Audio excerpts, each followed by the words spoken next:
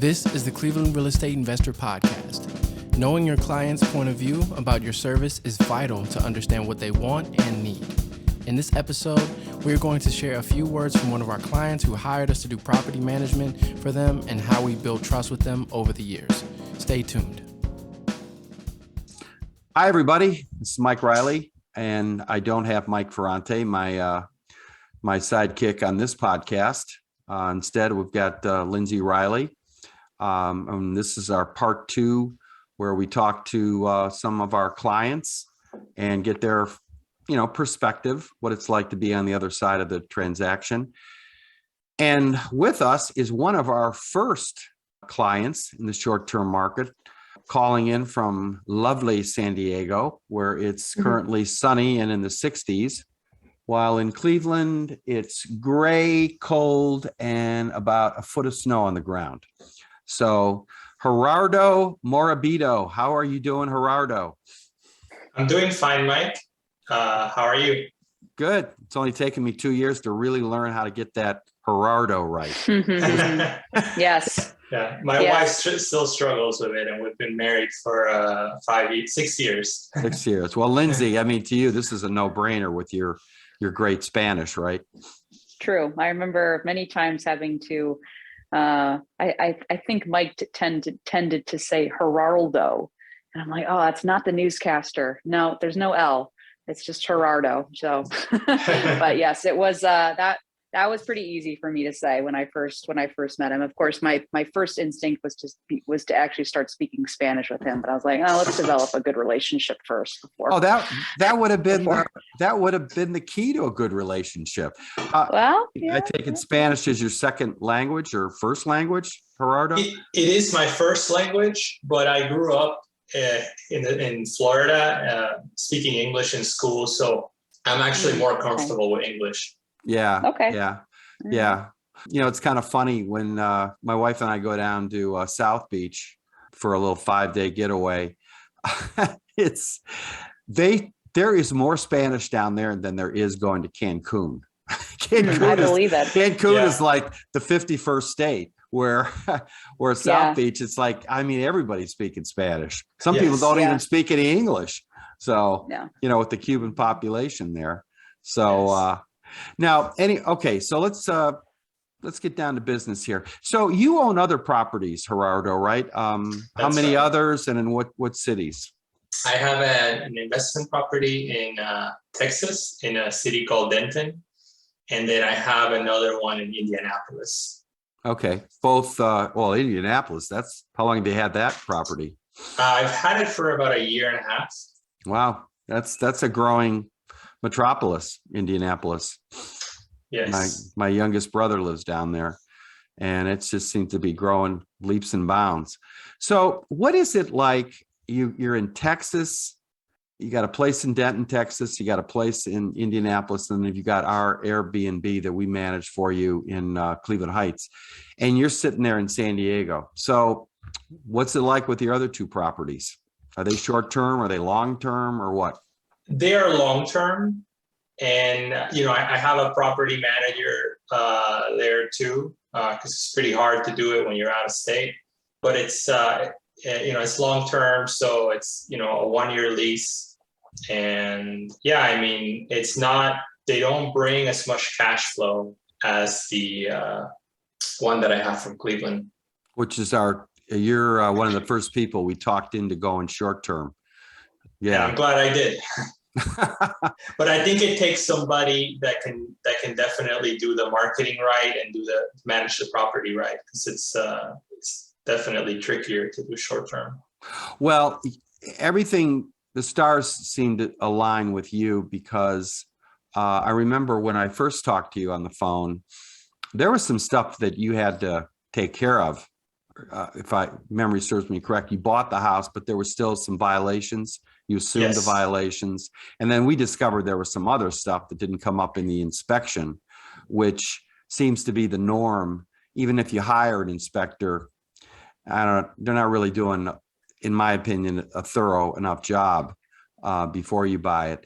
And then as we started talking to you, how long did it take before we kind of flipped you over to short term? Do you remember?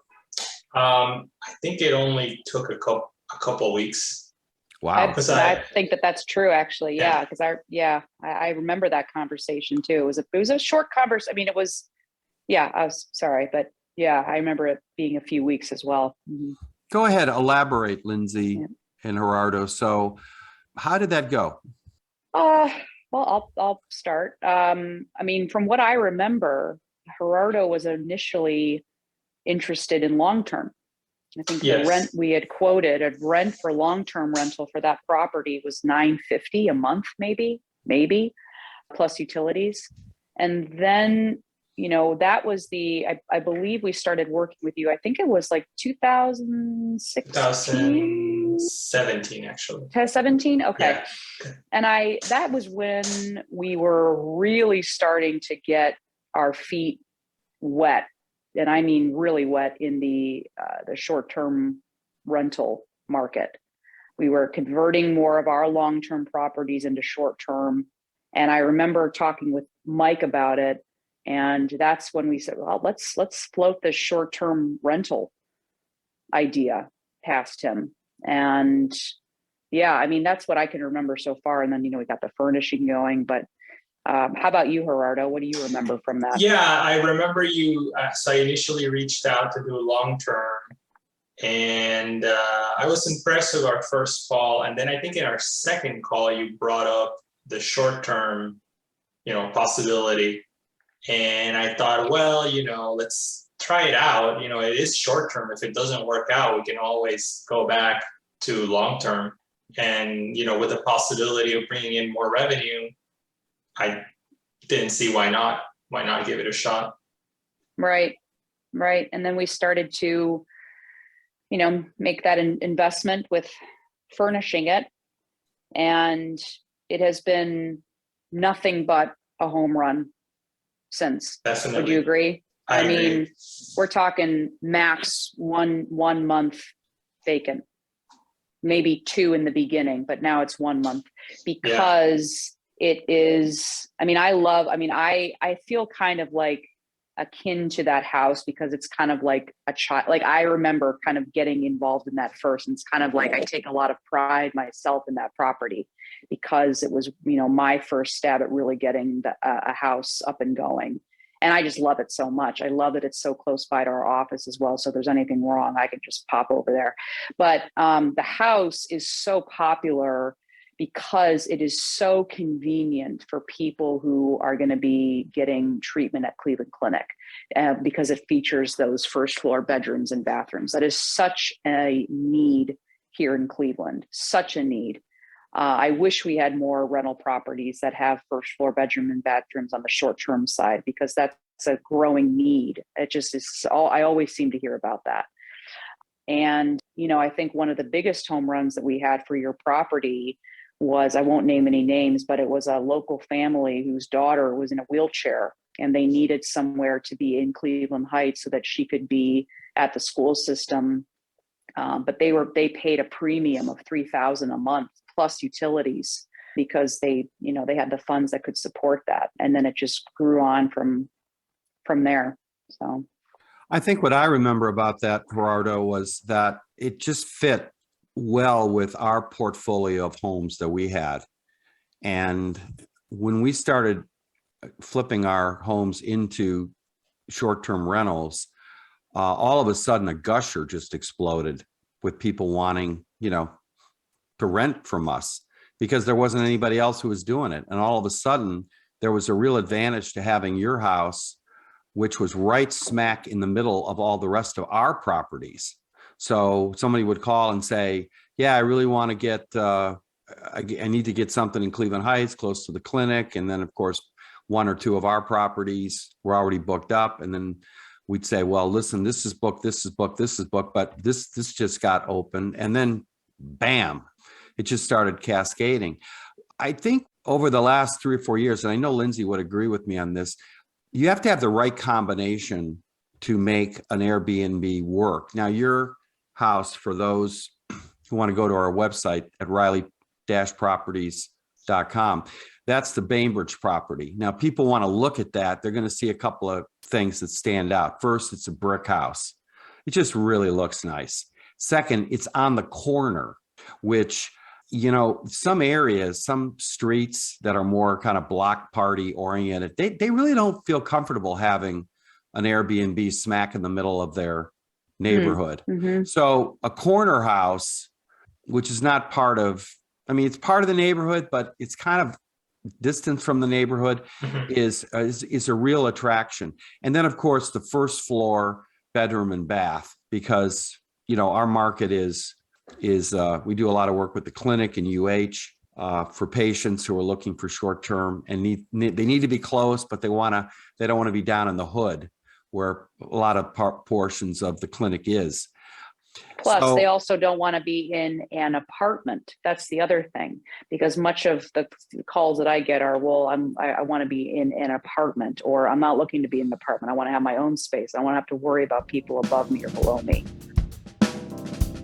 Hey, let's stop here. We got to pay some bills. 30 seconds, and we'll be back.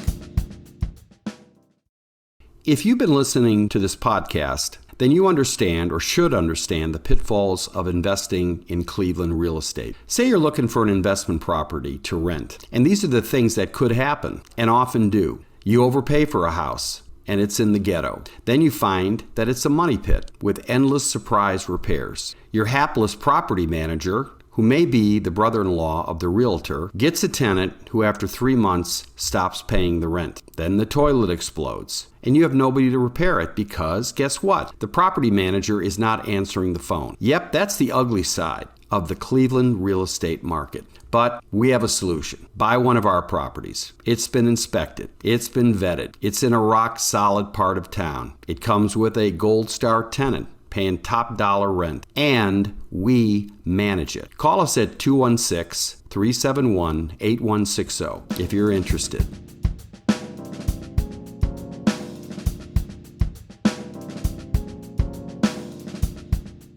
Okay, so we got location. It's close to the clinic. Yeah. It's literally 5-10 minutes away by car. It's in a safe neighborhood. It's right smack in the middle of an Orthodox neighborhood.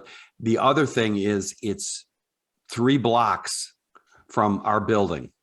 So most of our properties that we have are within a 2-mile radius of our building, which means it's easy to support. It's easy to keep your eye on the property. I drove past your house quite a bit coming back to the office, because a lot of times, after a storm, I'll drive down Maple. We've got 2 houses on Maple. I'll drive past Staunton, then I'll loop over to Bainbridge, because I want to see, after a winter storm, did any trees come down, any branches come down. And so if you've got your short-term houses in these areas, you really can keep your eye on them and see things. So everything fell into place. Plus, Gerardo, quite frankly, you're a good guy to work with. And I think there's a mutual trust, which is very important when you handle these kinds of transactions, because you got to really watch that we don't want to be competing with you. We want to be complementing you. And, if 2 properties are vacant, my property's vacant and your property's vacant, and we get 1 call, all right, well, who's going to get that? Who's going to get the money? Okay. Yeah. So, that's a reality. But fortunately, we don't have to deal with that because we've got so much traffic coming through our website. So jump in, Gerardo. Give us. I think it's interesting you mentioned those 3 things, Mike: the proximity to Cleveland Clinic, the corner house, and the first floor bathroom. I actually wasn't looking for those features when I was looking to buy a house. I think it just worked out really well. We were looking for a good neighborhood and an attractive house, but those other 3 things, I think it just worked out really well. I was also, you were mentioning about the, kind of the good working relationship we have. I'm an engineer at a large defense contractor. I get to work with a lot of suppliers who are often, the subject matter experts. And I think you kind of have to trust people, see how they work, when you see they're doing things well, you trust what they do, and things work out better that way. Yeah, you've got to feel like you don't have to stand over them to make sure the job's getting done right, which is a lesson that a lot of people never pick up. I don't want the customer being the foreman. Our job is to make sure that you're getting a good ROI on your return. The expenses are understandable. You understand the pricing strategy.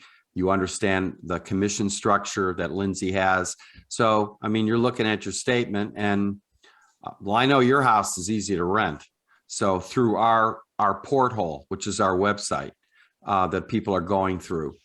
So yeah, Lindsey, jump in. Any other thoughts?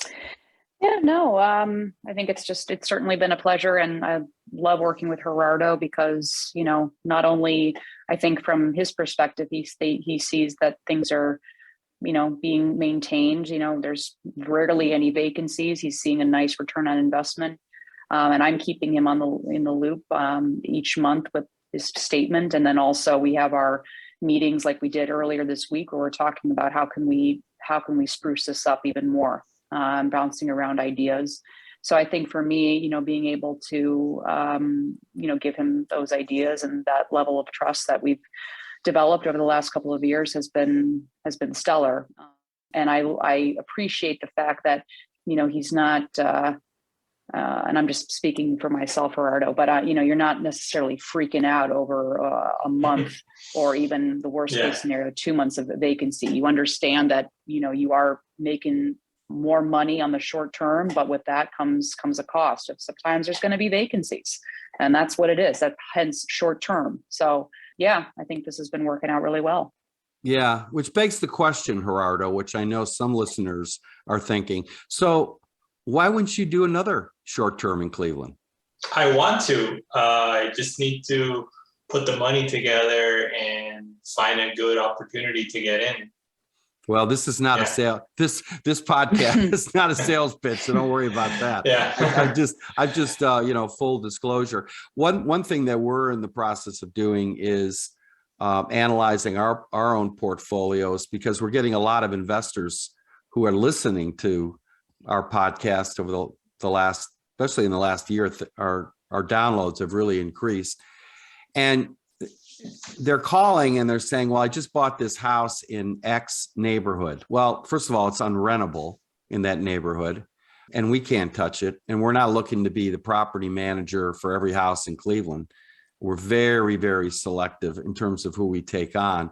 And I keep telling people, I said, listen, if you want to buy a property in Cleveland, you have to get your ducks in a row, which means you have to identify what exactly you want, what type of house you want to have, and what neighborhood do you want to be in.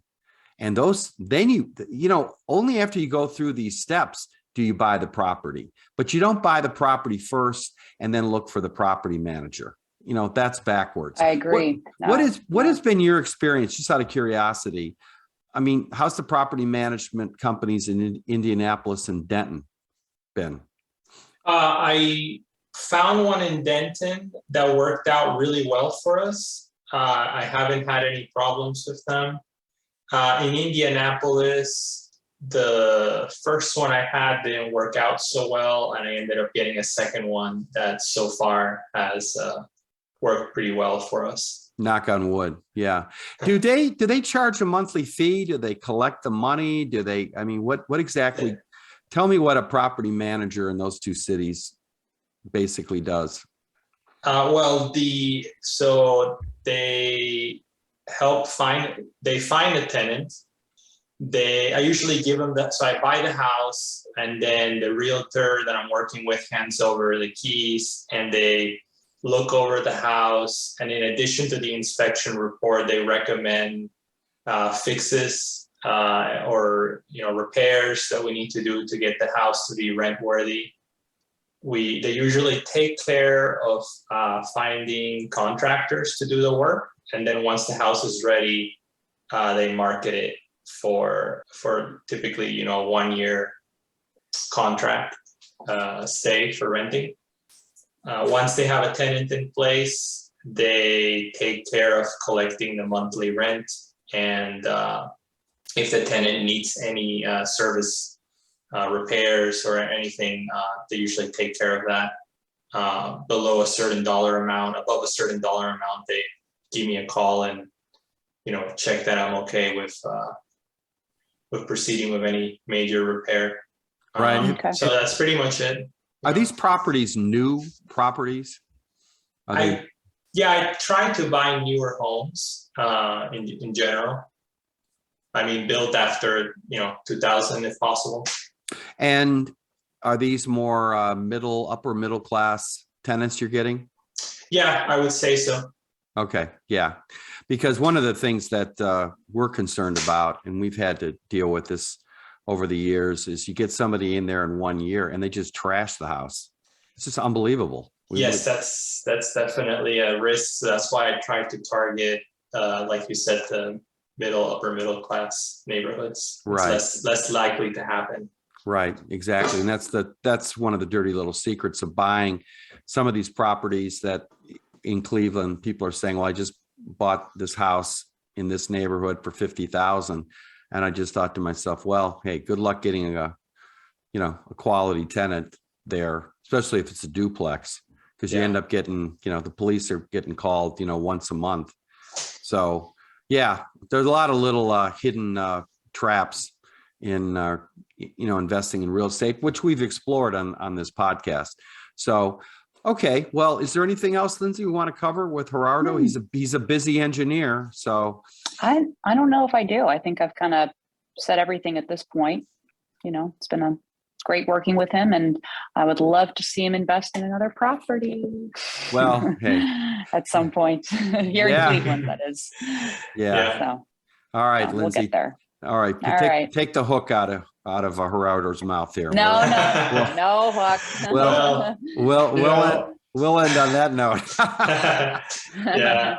I mean, if it makes you feel any better, we're here in San Diego, properties are just so expensive. And my wife and I have just been saving money to buy a house here in California. So that's amazing. That's awesome. Yeah. Well, you have landing points. You can get closer to Florida, right? I mean, you can always move to Cleveland and live like a multimillionaire. So here you could.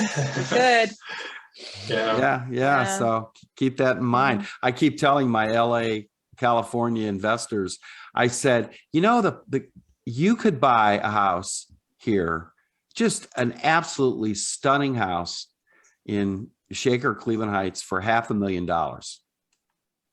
And it would be like 4 bedrooms, 3 baths, 5 bedrooms, super, super great schools.